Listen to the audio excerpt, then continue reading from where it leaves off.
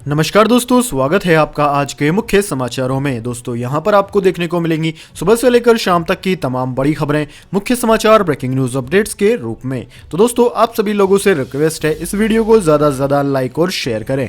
तो दोस्तों सीधे चलते हैं आज की पहली बड़ी खबर की ओर। प्रधानमंत्री नरेंद्र मोदी का कांग्रेस पर हमला, कहा समस्याएं नजरअंदाज करने से खत्म नहीं होती।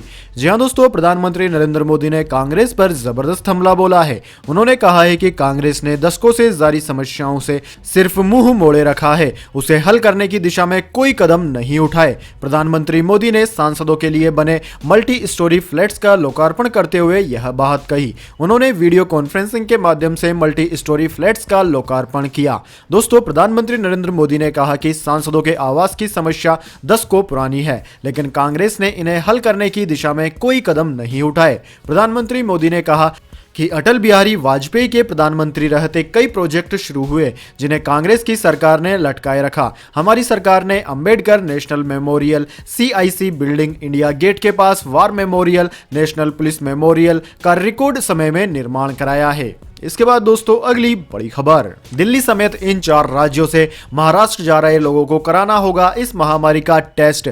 जी हां दोस्तों, इस महामारी वायरस के बढ़ते मामलों को देखते हुए दिल्ली, राजस्थान, गोवा और गुजरात से मुंबई पहुंचने वाले सभी यात्रियों को फ्लाइट बोर्ड करने से पहले RT-PCR टेस्ट कराना होगा। महाराष्ट्र सरकार के नए आदेश के मुताबिक मुंबई जाने के लिए इस महामारी टेस्ट की नेगेटिव रिपोर्ट जरूरी होगी। महाराष्ट्र सरकार इस महामारी से प्रभावित क्षेत्रों की फ्लाइट्स और ट्रेनों पर पाबंदी लगाने का फैसला किया है। दोस्तों सरकार द्वारा अभी जारी किए दिशा निर्देशों के माध्यम से इन 4 राज्यों से आने वाले सभी लोगों के लिए इस महामारी का परीक्षण अनिवार्य करने का निर्णय लिया गया है। नए आदेश के मुताबिक उड़ानों और ट्रेनों से यात्रा करने वाले लोगों को उड़ानों की बोर्डिंग से पहले यह प्रमाण पत्र दिखाने होंगे और बोर्डिंग हवाई अड्डों, स्टेशन पर अपनी लागत पर टेस्ट भी कराने होंगे। इससे पहले दोस्तों महाराष्ट्र के मुख्यमंत्री उद्धव ठाकरे ने रविवार को राज्य के लोगों से इस महामारी के विरुद्ध अपनी सावधानियां कम नहीं करने तथा दूसरे लॉकडाउन से बचने के लिए स्वास्थ्य सुरक्षा नियमों का कड़ाई से पालन करने की अपील की थी। उन्होंने कहा कि वैसे उन्हें रात का कर्फ्यू लगाने की सलाह दी गई है, लेकिन वह नहीं मानते कि ऐसी पाबंदियों को लागू कर कुछ भी हासिल किया जा सकता है। उन्होंने कहा कि लॉकडाउन की शर्तों में ढील देने का मतलब यह नहीं है कि महामारी चली गई है, इसलिए लोगों को सावधान रहने की जरूरत है। इसके बाद दोस्तों अगली बड़ी खबर, अच्छी खबर, 90% असरदार है ऑक्सफोर्ड यूनिवर्सिटी की इस महामारी वैक्सीन। जी हां दोस्तों, ऑक्सफोर्ड यूनिवर्सिटी द्वारा तैयार किए जा रहे इस महामारी के टीके के तीसरे चरण के ट्रायल के अंतरिम परिणाम प्रस्तुत किए गए हैं। रिजल्ट में यह टीका महामारी की रोकथाम में असरदार पाया गया है। एस्ट्रोजेनेका कंपनी की मदद से टीके का विकास किया जा रहा है। 2 बार की खुराक के सामूहिक आंकड़ों को देखें तो टीके का असर 70.4% देखा गया। वहीं 2 अलग अलग खुराक में इसका असर एक बार 90% और दूसरी बार में इसका असर 62% रहा है। शुरुआती रिजल्ट से लगता है कि यह टीका बिना लक्षण वाले संक्रमण के मामलों में वायरस के प्रसार को कम कर सकता है। इसके बाद दोस्तों अगली बड़ी खबर, यूपी में शादियों के लिए नई गाइडलाइन, सिर्फ 100 लोग होंगे शामिल, बेड और डीजे पर रहेगी रोक, बुजुर्ग घर से देंगे आशीर्वाद। जी हां दोस्तों, उत्तर प्रदेश में इस महामारी के बढ़ते मामलों के बीच अब सरकार ने शादियों के लिए नई गाइडलाइन जारी कर दी है। सरकार द्वारा जारी एडवाइजरी के मुताबिक अब शादी में सिर्फ 100 लोगों को ही शामिल होने की इजाजत मिलेगी। 100 लोगों के क्षमता वाले मैरिज होम में एक बार में 50 लोगों के शामिल होने की मंजूरी दी गई है। तो वहीं अब शादियों में बैंड, डीजे पर पूरी तरह से पाबंदी लगा दी गई है। बुजुर्गों और बीमार लोगों के शादियों में शामिल होने पर रोक लगाई गई है। सरकार से साफ कह दिया गया है कि नियम तोड़ने पर मुकदमा भी दर्ज हो सकता है। दरअसल दोस्तों उत्तर प्रदेश में इस महामारी संक्रमण का विकराल रूप शुरू हो चुका है। बीते 24 घंटे के दौरान यहां पर 35 लोगों की इस महामारी से मौत हो गई है। साथ ही 2500 से ज्यादा लोग पॉजिटिव पाए गए हैं। चिकित्सा एवं स्वास्थ्य विभाग के अपर मुख्य सचिव अमित मोहन प्रसाद ने रविवार को बताया कि पिछले 24 घंटे के दौरान राज्य में 35 और लोगों की मौत होने से राज्य में इस महामारी से मरने वालों की संख्या बढ़कर 7560 हो गई है। जबकि उत्तर प्रदेश के मुख्य सचिव RK तिवारी ने कहा कि वो दिल्ली से हवाई जहाज, ट्रेन और बस से लखनऊ आने वाले सभी लोगों की जांच करेंगे। इसके बाद दोस्तों अगली बड़ी खबर, केजरीवाल ने जारी किया नया आदेश, महामारी अस्पतालों में तैनात होंगे एमबीबीएस के छात्र। जी हां दोस्तों, देश की राष्ट्रीय राजधानी में इस महामारी अस्पतालों को लेकर दिल्ली के मुख्यमंत्री अरविंद केजरीवाल ने सोमवार को एक नया आदेश जारी किया है। अब दिल्ली के इस महामारी अस्पतालों में एमबीबीएस के छात्रों की तैनाती होगी। अरविंद केजरीवाल के आदेश में आगे कहा गया है कि एमबीबीएस छात्रों के अलावा डेंटिस्ट भी इन अस्पतालों में होंगे। ये एमबीबीएस छात्र और डेंटिस्ट इस महामारी अस्पतालों में डॉक्टरों की मदद करेंगे। दोस्तों आपकी जानकारी के लिए बता दें, इस महामारी अस्पताल में डॉक्टरों की कमी को देखते हुए यह फैसला लिया गया है। इस वक्त दिल्ली में इस महामारी के कारण हालात लगातार बिगड़ रहे हैं। इसको लेकर आज सुप्रीम कोर्ट ने भी चिंता जताई थी। कोर्ट ने दिल्ली सरकार से इस महामारी नियंत्रण के कदमों पर स्टेट्स रिपोर्ट दाखिल करने को भी कहा है। इसके बाद दोस्तों अगली बड़ी खबर, आयुर्वेदिक डॉक्टर्स भी अब कर सकेंगे सर्जरी, केंद्र सरकार ने दे दी मंजूरी। जी हां दोस्तों, इस महामारी संक्रमण के बाद से ही भारत सरकार स्वदेशी वस्तुओं और उद्योगों को लगातार बढ़ावा दे रही है। इसी क्रम में भारत सरकार ने चिकित्सा के क्षेत्र में आयुर्वेद को और बढ़ावा देने के लिए आयुर्वेद के पोस्ट ग्रेजुएट डॉक्टरों को सर्जरी करने की परमिशन देने का फैसला किया है। सरकार ने 20 नवंबर के अपने गजट नोटिफिकेशन के जरिए आयुर्वेद से पोस्ट ग्रेजुएट डॉक्टरों को सर्जरी करने की इजाजत दे दी है। भारत सरकार ने अपने नोटिफिकेशन के जरिए आयुर्वेदिक डॉक्टरों को 58 तरह की सर्जरी करने की इजाजत दी है। यानी देश के आयुर्वेदिक पोस्ट ग्रेजुएट डॉक्टर भी एलोपैथिक डॉक्टरों की तरह ऑपरेशन कर सकेंगे। इन 58 तरह की सर्जरी में हड्डी रोग, आंखों की सर्जरी, कान, गला और दांत की सर्जरी, स्किन ग्राफिक्स, ट्यूमर की सर्जरी, हाइड्रोसील, अल्सर, पेट की सर्जरी आदि शामिल है। इसके बाद दोस्तों अगली बड़ी खबर, पाकिस्तान मिनिस्टर ने फ्रांस के राष्ट्रपति को बताया नाजी, जवाब मिला फेक न्यूज मत फैलाओ। जी हां दोस्तों, फ्रांस के राष्ट्रपति इमैनुअल मैक्रों का ज्यादातर मुस्लिम देशों में काफी विरोध हो रहा है। इसी क्रम में पाकिस्तानी मंत्री ने मैक्रों के मुसलमानों के साथ द्वितीय विश्व युद्ध के दौरान यहूदियों जैसा बर्ताव करने का आरोप लगा दिया।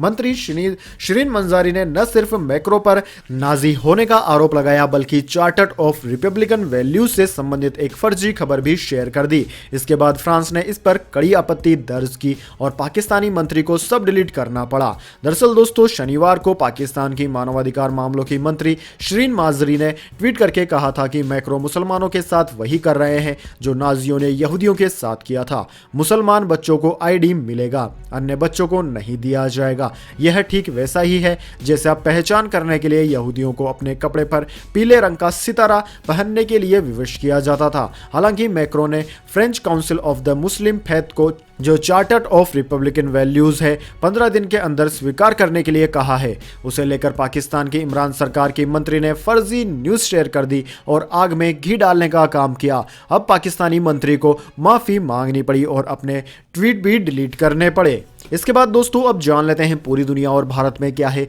इस महामारी की स्थिति। तो दोस्तों सबसे पहले बात कर लेते हैं भारत की। तो दोस्तों भारत की बात की जाए तो भारत में इस वक्त तक इस महामारी के संक्रमितों का आंकड़ा 91,60,000 को पार कर गया है, जबकि दोस्तों मौतों का आंकड़ा 1,33,000 के पार है।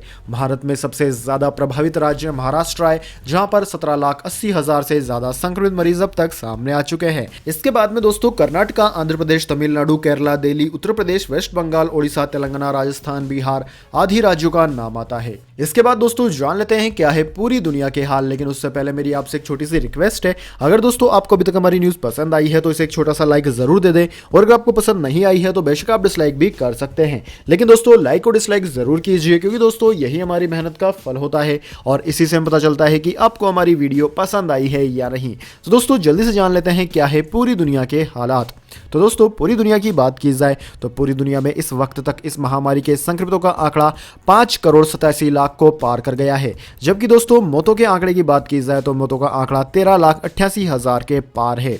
इस महामारी से सबसे ज्यादा प्रभावित देश अमेरिका है, जहां पर 1,23,00,000 से ज्यादा संक्रमित मरीज अब तक सामने आ चुके हैं। इसके बाद में दोस्तों दूसरा नंबर भारत का है, जबकि तीसरा नंबर ब्राजील का है। ब्राजील में 60,71,000 से ज्यादा संक्रमित मरीज अब तक सामने आ चुके हैं। दोस्तों इन तीनों देशों के बाद में France, Russia, Spain, United Kingdom, Italy, Argentina, Colombia, Mexico, Peru, Germany, Poland आदि देशों का नाम आता है। इसके बाद दोस्तों अगली बड़ी खबर, असम के 3 बार मुख्यमंत्री रहे वरिष्ठ कांग्रेस नेता तरुण गोगोई का हो गया निधन। जी हां दोस्तों, असम के पूर्व मुख्यमंत्री तरुण गोगोई का निधन हो गया है। वह पिछले कई दिनों से अस्पताल में भर्ती थे। इससे पहले गुवाहाटी मेडिकल कॉलेज के अधीक्षक अभिजीत शर्मा ने बताया कि 80 साल की उम्र पार कर चुके वरिष्ठ कांग्रेस नेता की देखभाल 9 चिकित्सकों की एक टीम कर रही थी। दोस्तों, आपकी जानकारी के लिए बता दें, 84 वर्षीय कांग्रेस नेता का इलाज गुवाहाटी मेडिकल कॉलेज में चल रहा था। असम से 3 बार मुख्यमंत्री रह चुके 84 साल के गोगोई को 2 नवंबर को जीएमसीएच में भर्ती कराया गया था। शनिवार को तबीयत बिगड़ने के बाद उन्हें वेंटिलेटर पर रखा गया। गोगोई 25 अगस्त को इस महामारी से संक्रमित हो गए थे। इसके बाद में उन्हें अस्पताल में भर्ती कराया गया और 25 अक्टूबर को उन्हें अस्पताल से छुट्टी दे दी गई थी। इसके बाद दोस्तों रुक करते हैं अगली बड़ी खबर का। लव जिहाद पर फिर बोली नुसरत जहां, कहा धर्म को राजनीति का औजार न बनाए, बीजेपी को बता चुकी है जहर। जी हां दोस्तों, देश में लव जिहाद को लेकर पहले से ही बहस जारी है। कई राज्य इसके खिलाफ कानून लाने की बात कर रहे हैं। इसी बीच तृणमूल कांग्रेस की सांसद नुसरत जहां ने लव जिहाद पर बड़ा बयान दिया है। उन्होंने एक प्रेस कॉन्फ्रेंस के दौरान राजनीतिक दलों पर निशाना साधा। दोस्तों, आपकी जानकारी के लिए बता दें, पश्चिम बंगाल की 294 सदस्यीय विधानसभा के लिए अगले वर्ष अप्रैल मई में चुनाव होने हैं। एक कॉन्फ्रेंस के दौरान टीएमसी सांसद नुसरत जहां ने कहा कि प्यार बहुत ही निजी चीज होती है, प्यार और जिहाद एक साथ नहीं चलते। उन्होंने कहा कि चुनाव से एकदम पहले लोग ऐसे मुद्दों के साथ सामने आ रहे हैं। नुसरत जहां ने कहा कि यह एक निजी फैसला है कि आप किसके साथ रहना चाहते हैं, एक दूसरे से प्यार करें। लव जिहाद के खिलाफ बयान दे रही पार्टियों के खिलाफ नाराजगी जताते हुए कहा कि धर्म को राजनीति का औजार न बनाएं। इसके बाद दोस्तों रुक करते हैं अगली बड़ी खबर का। भारती सिंह हर्ष लिम्बाचिया को मिली बेल, मजिस्ट्रेट कोर्ट का रहा फैसला। जी हां दोस्तों, भारती सिंह और हर्ष लिम्बाचिया को नारकोटिक्स कंट्रोल ब्यूरो ने गिरफ्तार किया था। छापेमारी के दौरान उनके अंधेरी स्थित घर और कार्यालय से थोड़ी मात्रा में गांजा जब्त किया गया था। सबसे पहले भारती ने गांजे का सेवन करने की बात कबूली थी और उनको गिरफ्तार कर लिया गया था। बाद में 15 घंटे की पूछताछ के बाद पति हर्ष लिम्बाचिया को भी एनसीबी ने हिरासत में ले लिया। भारती और हर्ष दोनों का मुंबई के सयाना अस्पताल में मेडिकल टेस्ट कराया गया। बाद में दोनों को 22 नवंबर को कुरिल्ला अदालत के समक्ष पेश किया गया। अदालत की सुनवाई के बाद भारती सिंह और उनके पति हर्ष लिम्बाचिया को 14 दिन के लिए न्यायिक हिरासत में भेज दिया गया। दोनों को मुंबई स्थित कोर्ट की ओर से 4 दिसंबर तक न्यायिक हिरासत में रखने का आदेश दिया गया था। अब दोस्तों, ताजा जानकारी के मुताबिक भारती और हर्ष को बेल दे दी गई है। भारती और हर्ष ने जमानत के लिए जल्द ही आवेदन कर दिया था। आज मजिस्ट्रेट कोर्ट में नई सुनवाई के बाद कपल को 15,000 रुपए के बॉन्ड से जमानत दी गई। उन पर धारा 20B सेकंड ए और NDPS 1985 के तहत आरोप लगाए थे। इसके बाद दोस्तों अगली बड़ी खबर, महंगा होने जा रहा है आपके मोबाइल फोन का रिचार्ज प्लान, अगले महीने से बढ़ सकते हैं टैरिफ। जी हां दोस्तों, नए साल की शुरुआत में आपको फोन बिल पर 20% से 25% तक ज्यादा खर्च करना पड़ सकता है। भारती एयरटेल और वोडाफोन आइडिया जैसी प्राइवेट सेक्टर्स की कंपनियां अब अपनी सेवाओं के लिए एक बार फिर टैरिफ को रिवाइज कर सकती है। इसके पहले दिसंबर 2019 में टेलीकॉम कंपनियों ने टैरिफ में बढ़ोतरी की थी। दोस्तों, प्राइवेट सेक्टर की इन टेलीकॉम कंपनियों का मानना है कि वॉइस एंड डाटा सर्विसेज के लिए मौजूदा दर पर इंडस्ट्री में बने रहना मुश्किल है। यही कारण है कि इन कंपनियों के प्रतिनिधि भी telecom regulatory and development authority of India यानी कि ट्राई के साथ बातचीत कर रहे हैं। इससे दोस्तों यह संभावना है कि भारती एयरटेल और वोडाफोन आइडिया इस साल के अंत तक टैरिफ में इजाफा करने का ऐलान कर सकते हैं। इन कंपनियों ने टैरिफ में 20 से 25% तक की बढ़ोतरी की कवायद शुरू कर दी है। बीते कुछ समय में वोडाफोन आइडिया के ग्राहकों की संख्या में बड़ी गिरावट देखने को भी मिली है। इसके बाद दोस्तों अगली बड़ी खबर, दिल्ली हिंसा, उमर खालिद और शर्जिल इमाम को लेकर चार्जशीट में हुआ बड़ा खुलासा। जी हां दोस्तों, दिल्ली पुलिस ने फरवरी में हुए दिल्ली दंगों से संबंधित मामले में चार्जशीट दाखिल कर दी है। चार्जशीट के मुताबिक NTCAA प्रोटेस्ट और NRC के विरोध में शर्जिल इमाम ने 5-6 फरवरी को JNU के मुस्लिम स्टूडेंट को लेकर एक ग्रुप बनाया था जिसका नाम था MSG मुस्लिम स्टूडेंट JNU था। इसी ग्रुप के जरिए दिल्ली दंगा भड़काने की साजिश रची गई थी। दोस्तों, चार्जशीट में जिक्र है कि शर्जिल इमाम द्वारा बनाए गए इस ग्रुप में कुल 70 लोग जुड़े थे, जिनमें ज्यादातर JNU के मुस्लिम स्टूडेंट थे। चार्जशीट के मुताबिक ये ग्रुप बनाया भले शर्जिल ने था, लेकिन दिमाग उमर खालिद का ही था। इसके बाद दोस्तों अगली बड़ी खबर, दिल्ली वेदर अपडेट। नवंबर में रिकॉर्ड तोड़ सर्दी, सबसे ठंडा दिन रहा आज का। जी हाँ दोस्तों, उत्तर भारत में सर्दी के मौसम ने अपना असर दिखाना शुरू कर दिया है। दोस्तों दिल्ली के कुछ हिस्से में शीतलहर के बीच आज न्यूनतम तापमान 6.9 डिग्री सेल्सियस दर्ज किया गया, जो 2003 के बाद से नवंबर में सबसे कम तापमान है। दोस्तों नवंबर 2003 में न्यूनतम तापमान 6.1 डिग्री सेल्सियस दर्ज किया गया था। भारतीय मौसम विज्ञान विभाग के अनुसार राष्ट्रीय राजधानी में एक दिन पहले न्यूनतम तापमान 7.5 डिग्री सेल्सियस दर्ज किया गया था, जो कि पिछले 14 साल में इस महीने में सबसे कम रहा। आज सुबह भी दिल्ली में 8.4 डिग्री सेल्सियस तापमान रिकॉर्ड किया गया। इसके अलावा दोस्तों देश की राजधानी दिल्ली में प्रदूषण का स्तर खतरनाक स्तर पर बना हुआ है। सुबह दिल्ली में PM 2.5 का स्तर 259 दर्ज किया गया था। वहीं पड़ोस के गुरुग्राम में 280, तो नोएडा में कहीं ज्यादा यानी कि 370 तक प्रदूषण का स्तर रहा। इसके बाद दोस्तों अगली बड़ी खबर, पेट्रोल डीजल प्राइस टुडे। आज फिर महंगा हुआ पेट्रोल डीजल, जानिए ताजा दाम। जी हाँ दोस्तों, सरकारी तेल कंपनियों ने एक बार फिर से पेट्रोल डीजल के दामों में बढ़ोतरी शुरू कर दी है। आज दिल्ली में पेट्रोल 7 पैसे प्रति लीटर तक महंगा हो गया। दिल्ली में पेट्रोल की नई कीमत 81.53 प्रति लीटर पर पहुंच गई है। वहीं दोस्तों दूसरी ओर डीजल की बात की जाए तो डीजल के दामों में 18 पैसे प्रति लीटर की बढ़ोतरी कर दी गई है। अब दिल्ली में डीजल के दाम 71.25 प्रति लीटर हो गए हैं। इसके बाद दोस्तों अगली बड़ी खबर, गोल्ड सिल्वर प्राइस टुडे। जानिए क्या है आज गोल्ड सिल्वर के ताजा दाम। जी हाँ दोस्तों, बढ़ते आर्थिक चिंता और कनाडा समेत दुनिया के कई हिस्सों में लॉकडाउन की वजह से अब सोने चांदी की कीमतों में भी तेजी देखने को मिल रही है। दोस्तों आज दिल्ली सराफा बाजार में सोने के भाव में तेजी आई, हालांकि यह तेजी कुछ खास नहीं रही। वहीं चांदी के भाव में आज गिरावट देखने को मिली है। दिल्ली सराफा बाजार की बात की जाए तो दिल्ली सराफा बाजार में सोना 57 रुपए चढ़कर 49,767 रुपए प्रति 10 ग्राम पर रहा। वहीं दूसरी ओर चांदी की बात की जाए तो चांदी 185 रुपए कम होकर 61,351 रुपए प्रति किलोग्राम पर रही है। दोस्तों अंतर्राष्ट्रीय बाजार की बात की जाए तो अंतर्राष्ट्रीय बाजार में सोने का भाव $1874 प्रति औंस रहा, जबकि चांदी $24.22 प्रति औंस पर ट्रेंड कर रही है। इसके बाद दोस्तों अगली बड़ी खबर, चीन के लिए ट्रंप से भी ज्यादा बड़ा खतरा है जो बाइडेन, चीनी विशेषज्ञ ने बताई वजह। जी हाँ दोस्तों, अमेरिका में सत्ता परिवर्तन के बाद क्या चीन को चैन की सांस लेनी चाहिए? राजनीतिक विशेषज्ञ और चीनी सरकार के सलाहकार झेंग योंगियन ने इस सवाल का जवाब देने का प्रयास किया है। उन्होंने कहा है कि बीजिंग को यह भ्रम छोड़ देना चाहिए कि जो बाइडेन के अमेरिकी राष्ट्रपति बनने से यूएस के साथ उसके संबंध बेहतर होंगे। योंगियन ने कहा कि चीन को इस बात के लिए तैयार रहना चाहिए कि उसके प्रति वाशिंगटन का रुख सख्त ही रहने वाला है। उन्होंने आगे कहा कि क्षेत्रीय व्यापक आर्थिक साझेदारी व्यापार समझौते के चलते अमेरिका के लिए चीन के खिलाफ एक नया संयुक्त व्यापार मोर्चा बनाना चुनौतीपूर्ण होगा। लिहाजा चीन की सरकार को अमेरिका के साथ संबंध सुधारने के हर अवसर का उपयोग करना चाहिए। इसके बाद दोस्तों अगली बड़ी खबर, आईएस का भारत के खिलाफ नया गेम प्लान, खालिस्तान आतंकवादियों की ली मदद। जी हां दोस्तों, जम्मू कश्मीर के नगरोटा एनकाउंटर में मारे गए 4 आतंकवादियों से बड़ी मात्रा में हथियार और गोला बारूद बरामद हुए थे, जिनसे पाकिस्तान द्वारा रची जा रही बड़े आतंकी हमले की साजिश का खुलासा हुआ है। भारतीय अधिकारियों को उस वक्त पूरा यकीन हो गया जब भारत पाक सीमा के पास रिगाल इलाके में सुरक्षा बलों को एक 150 मीटर लंबी सुरंग मिली, जिसका दूसरा छोर पाकिस्तान में था। उस सुरंग में पाकिस्तान की मुहर लगे बालू के कट्टे भी मिले थे, जिनसे सुरंग के बाहर निकलने के लिए सीढ़ी बनाई गई थी। दोस्तों खुफिया एजेंसियों के मुताबिक पाकिस्तानी आईएसआई खालिस्तान समर्थित आतंकवादियों की मदद से पंजाब, गुजरात, राजस्थान और जम्मू सीमा से भारत में बड़े पैमाने पर हथियार की सप्लाई में लगा हुआ है। पिछले कुछ समय से देखा गया है कि ड्रोन और टनल के जरिए हथियारों का जखीरा जम्मू कश्मीर में पहुंचाने की कोशिशें की गई थी, हालांकि सुरक्षा बलों ने इन्हें सही समय पर नाकाम कर दिया। तो दोस्तों यह थी आज की तमाम बड़ी खबरें। इसके बाद दोस्तों अब बारी आती है आज के माइंड क्यूज क्वेश्चन की।